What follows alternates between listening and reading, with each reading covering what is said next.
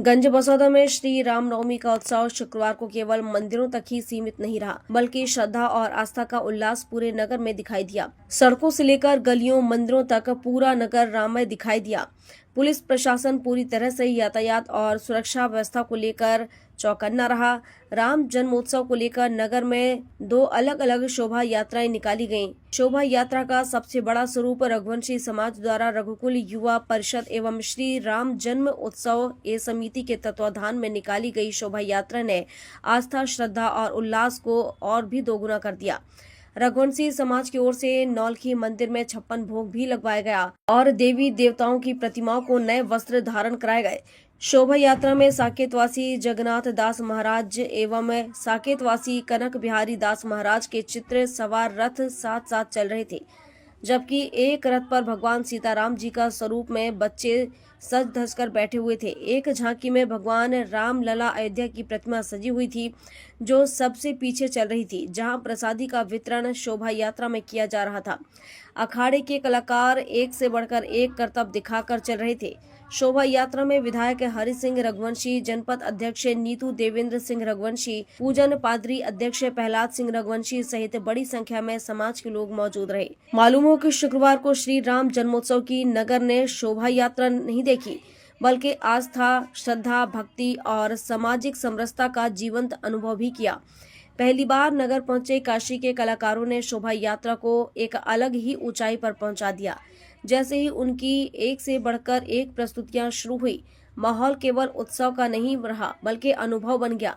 वृंदावन का मोर नृत्य जहां मन में माधुर्य घोल रहा था, वहीं शिव का तांडव नृत्य ऊर्जा और भक्ति का कंपन पैदा कर रहा था। और जब काशी की मसान होली सामने आई तो लगा मानो जीवन, मृत्यु, भक्ति और विरक्ति एक साथ उपस्थित हो गए हों। लोग रुक गए, भीड़ ठहर गई और हर कोई उस क्षण को जीने लगा।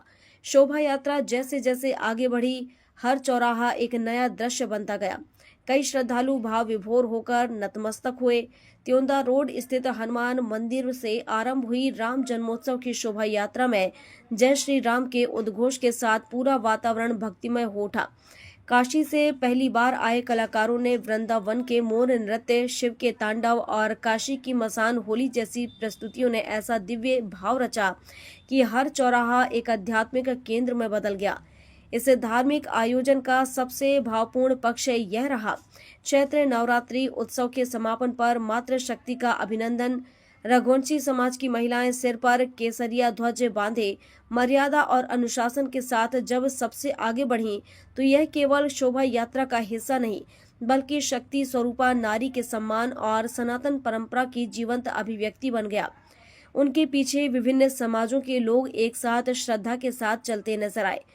मार्ग में जगह जगह धार्मिक सामाजिक संगठनों द्वारा की गई पुष्प वर्षा, स्वागत द्वार और जय घोषों के बीच यह शोभा यात्रा केवल आगे नहीं बढ़ रही थी।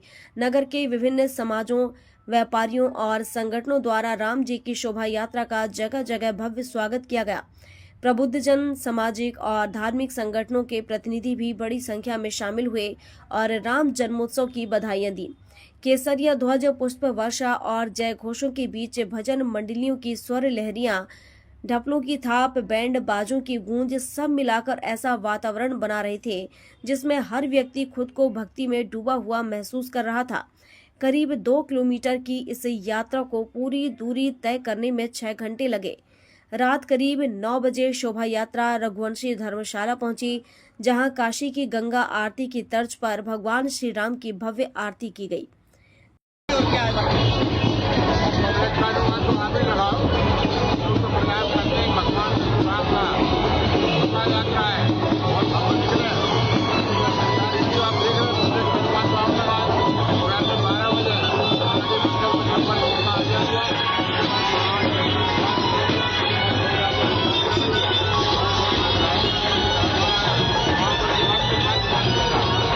गंज बसौदा से ओम प्रकाश चौरसिया की रिपोर्ट।